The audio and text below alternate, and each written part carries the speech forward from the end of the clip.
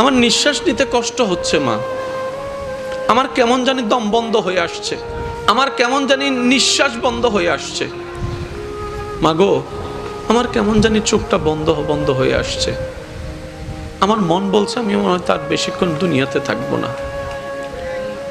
মা গো কে যেন একটা দাঁড়ায় আছে দরজায়, যে আমাকে ডাকতেছে, মা আমি যাব না তোমাকে ফেলে, স্বামী গো আমি যাব না তোমাকে ফেলে, ও আমার স্ত্রী আমি যাব না তোমাকে ফেলে।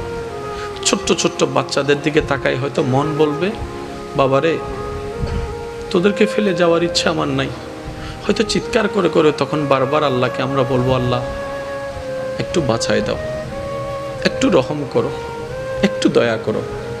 কিন্তু আল্লাহর যখন হুকুম চলে আসবে, আজরাইল তো আর কারো কথা শুনবে না, মানবে না। কুল্লু নাফসিন যায়িকাতুল মউতের যখন সময় চলে আসবে, ওই সময়টা